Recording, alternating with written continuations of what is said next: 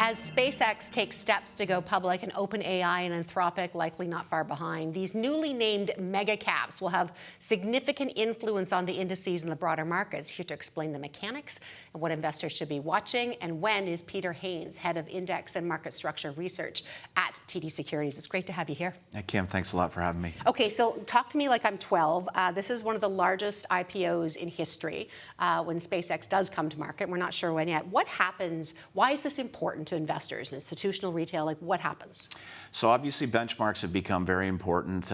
We all read regularly about how big passive or investing where you own the market has become as a form of exposure to asset classes like equities. And when you have a benchmark, the purpose of the benchmark is to be reflective of a group of securities. And in the case of SpaceX, it is, as you referred to, a mega cap IPO. We've never seen anything like this. SpaceX will be 2 or 3 times bigger than any other IPO we've seen in history. So why is it important? It's important that we find a way to get mega cap IPOs included in those benchmarks as soon as possible. But the benchmark also has to be investable. And I think the best example of that is if you thought about putting a stock into an index at its IPO, not everyone in the world can necessarily achieve the IPO price. So we have to wait, and that's the whole investability side of things. We have to wait and add it to benchmarks after it has started trading. And the index providers, other than S&P, have coalesced around a period of IPO date plus 5 days to IPO date plus 15 days. So that 5 to 15 day range seems to be where the market has arrived, and I'm supportive of that. So tell me a bit about maybe the rules that are kind of, I'll say, morphing in terms of including these in the indexes right now, because and maybe tell me if you think this is the right thing to do, or you know, and why you think it is. Yeah, again, I'm going to come back to the fact that this is a very large company that we're talking about, SpaceX. You mentioned the other potential IPOs down the road. So my view is we need to find a way to get this stock into the index as soon as practical. And so what each of the major index providers in the world have done is they have surveyed their users and asked questions. What do you think is right? And there's still a couple of those surveys that are outstanding, but generally speaking, we're arriving on that window of sometime between 5 and 15 days after the IPO, which is much quicker in the United States than the various index providers previously would have added IPOs, which was typically on a quarterly cadence. S&P, for their benchmark S&P 500 index, actually has a rule where you can't be included in the index for at least 1 year.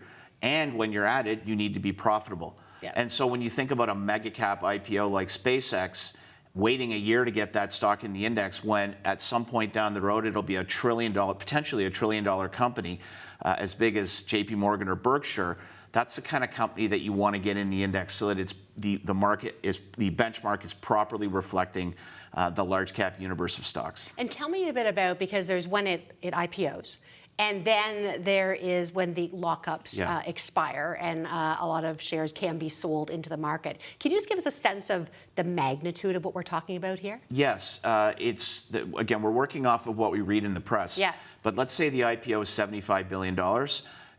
The order of magnitude of shares that will become freely tradable sometime between, say, 45 days and 90 days after the IPO will take that float, $75 billion, to something like $1 trillion. Again, that doesn't reflect where the secondary market prices the stock once it starts to trade. Right. Obviously, that could be higher, could be lower, but that'll affect the size of the company when it actually is fully floated. And of course, the shares that are not in the free float are the ones that are held by the founder and controlling shareholder, Elon Musk. Those shares would not be part of how indices look at representing the stock in their index. How does that change? I mean, maybe from your thought, like because we're not just talking about SpaceX. I mean, because this happens with SpaceX, and then it happens with OpenAI, and I think ByteDance and Anthropic, and you know, they come out. You've got these mega caps coming into these indices.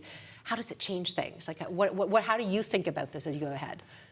Well, first of all, I think that it's no secret that the Mag 7 names have concentrated at the top end of the benchmark, and we're seeing concentration in the U.S. market that we haven't experienced for a long time. Yeah. So there is certainly a school of thought that the U.S. benchmarks are too concentrated in tech names.